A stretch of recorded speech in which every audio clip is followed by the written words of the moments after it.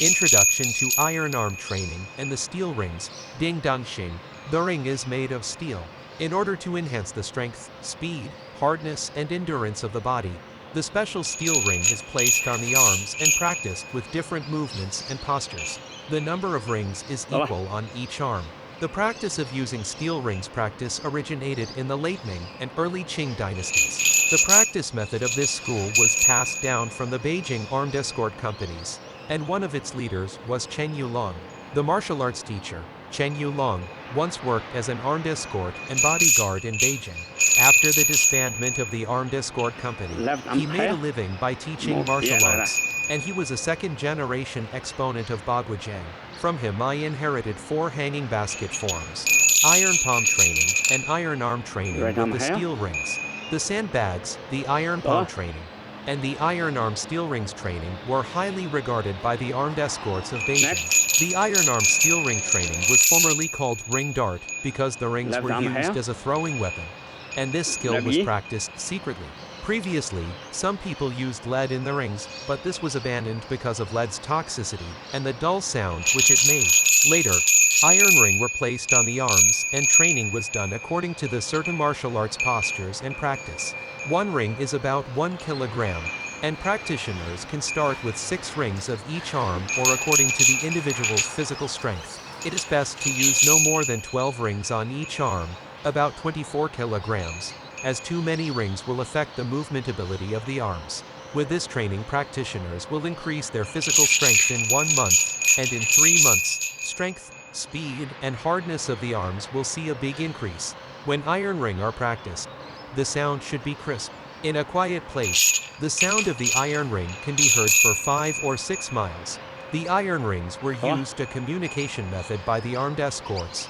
A scout would ride ahead on horseback and use the rings to make sounds to warn of danger or different sounds to signal safety. The lead scout would have several iron rings hung on both sides of the saddle. In a situation of danger when being attacked, the iron ring exponent could throw the iron ring as a projectile to attack his enemy. This was extremely lethal, so it was also called ring dart. There are big differences in the size and weight of different iron rings in this martial art. Teaching of iron ring training was a secret. Some Kung Fu styles use a small steel ring size which weighs only 500 grams and only use the rings up to the elbow. These styles feature a small iron ring at the front end and larger iron rings behind to prevent the larger rings from falling off the arms. Different styles of Kung Fu have different training methods, but the common purpose for all styles is to increase strength, speed, and the hardness of the arms. The training should be gradual, and should be to slowly increase the training time.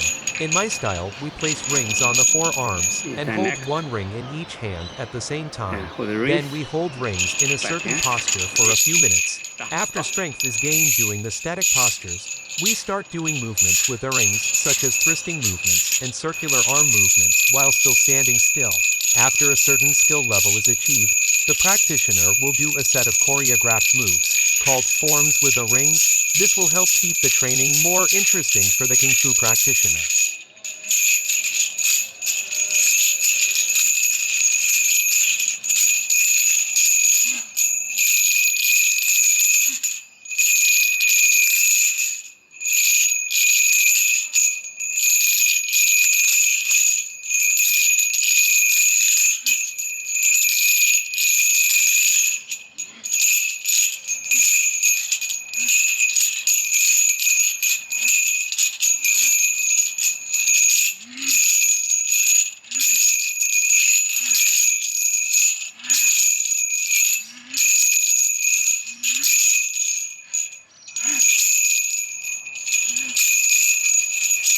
Left arm, right arm higher when you turn left. Go higher.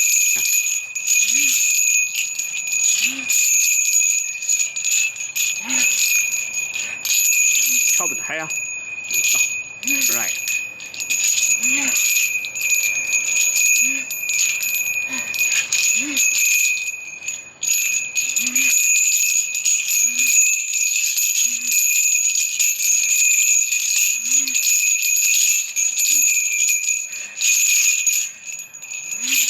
Lower.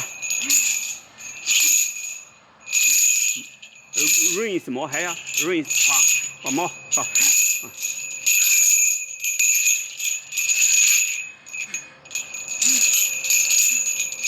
more big circle, yeah.